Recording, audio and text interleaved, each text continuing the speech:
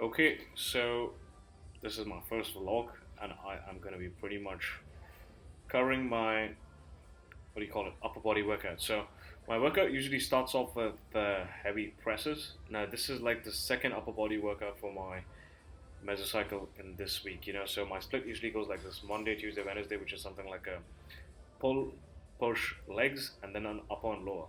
Now my weak point is my chest. So in the first workout on push, I probably do like a dumbbell press. So in the second half of the week, there's already some fatigue which has accumulated. So hence I start my workout on with machine chest press. Now, as you can notice, like the tempo is 3010, like 1 second on the way up, 3 seconds on the way down. The 3 seconds on the way down is maintained, but the 1 second on the way up probably slows down as and when the fatigue kicks in. So don't get too stressed out on that. I try to get a full stretch and keep my spine arched, and I try to keep my elbows under the handles. I try to go as deep as possible, and I keep 1 or 0 reps in reserve basically, and I've done 3 sets of this basically. Now that was the first set in the previous video, whereas in the second video, which is this video, this is my last set. I skipped out filming the second set because I was just exploring different angles, and I was like, let me just show me a front ways angle and a sideways angle. Now, with respect to this, I keep my head off the bench because that helps me, but some people keep it on the bench. But the main thing is keep your spine arched and keep your elbows under the handles and get a full range of motion and keep the tempo in check and pinch your shoulder blades back. That's all I would tell everybody. And yeah, that pretty much is it. I took the settled failure. So yeah. Now between a chest workout, between a chest exercise and between a back exercise, I do some sort of shoulders. But I do shoulders. I do those exercises that don't really load up the grip. So in this case, I'm doing an elbow supported lateral raise. So I'm not doing lateral raises with tension on my forearms or on my grip, but I'm actually just loading up my elbow joint. So this takes the fatigue out of it, thereby allowing me to perform my subsequent exercises properly. In this, I go all the way up. Yes, a lot of y'all might say there's going to be no tension on top, but no tension on top gives me more range of motion. More range of motion means more gains. And I also take like a bit of a dead pause at the bottom. So yeah, I mean, that was the tempo that my coach prescribed. So I go all the way down, I go all the way up. And that basically is it. So I take like a little 1 second pause on the top, I take like a 2 second pause at the bottom. And I usually like to go in the 10 to 15 rep range on this one because shoulders are endurance based muscles, so it makes more sense to train them in the higher rep range. So, yep. Now, immediately after that, I do some sort of cuffed wrist lateral raises. But then again, this is not loading up the grip. You're still directly loading up your shoulder joint. And I like to lie down on the floor because when I do these, when I pull it all the way up, it's like my back of my arm is actually touching the floor, and this standardizes the range of motion. So yeah, and as you can see, the cables are resting at the midpoint of my thigh. So this simply ensures that there's maximum tension in the midpoint of the exercise, and there's barely any tension on top, because your shoulders are the weakest on top. So why would you add in more tension when they're the weakest?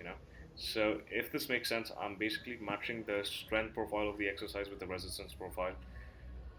No, the strength profile of my body with the resistance profile of the exercise. It's as simple as that. On this one, I like to go for, I don't know, 12 to 20 rep range. Like I train in the 12 to 20 rep range.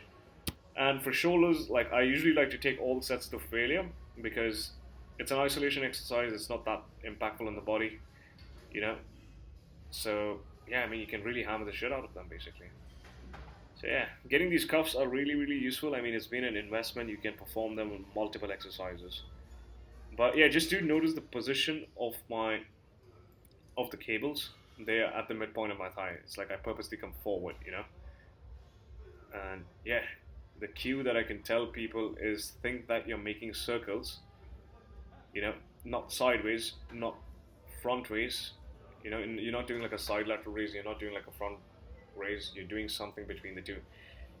That way you're going to get maximum shoulder engagement with like minimum trap engagement, and try to keep your spine arched and just standardize the range of motion. Go all the way up, and go all the way down. And I like to pause at the bottom because that's like, as you can see, there's still some sort of tension. I don't completely put the weights all the way down. I stop like an inch or two uh, till where they, I mean, I stop like an inch or two till the plates touch, and I hold it right there for like a second or two. And there you go. Now the next exercise after this is like a chest supported single arm cable row. Now this is like an excellent lat builder. As you can see, like my lats are really stretching.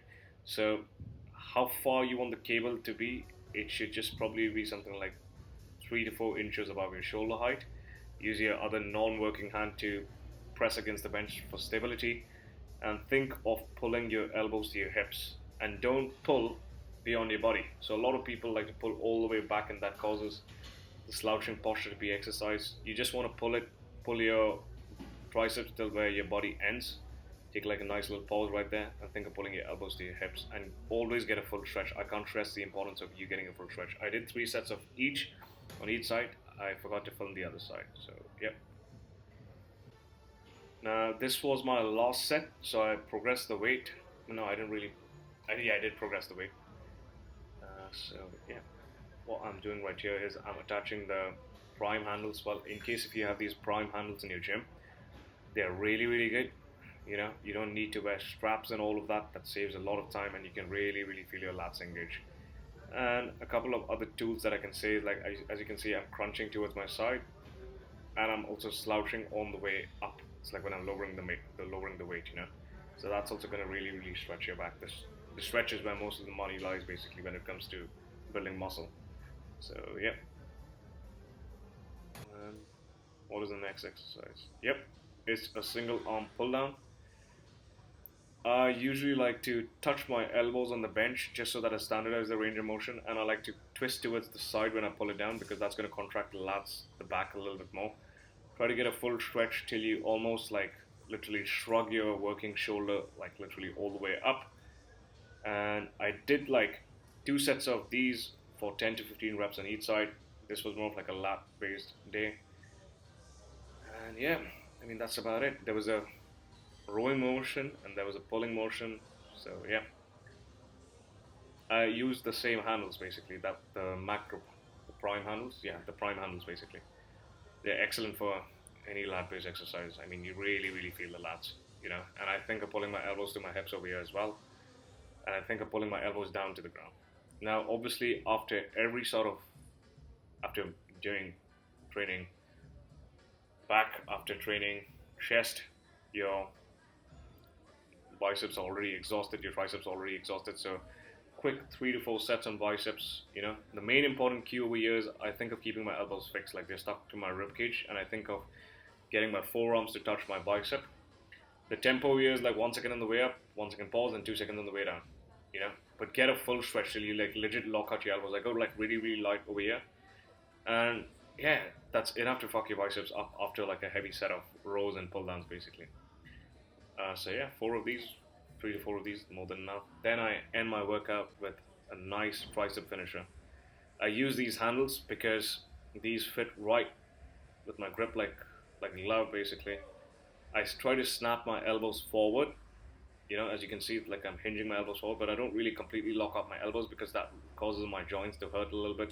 But if it works for you, go ahead, you know. And I go all the way up and I push my ass back basically. I don't come too close to the bar, you know. And that's it. It was a nice workout.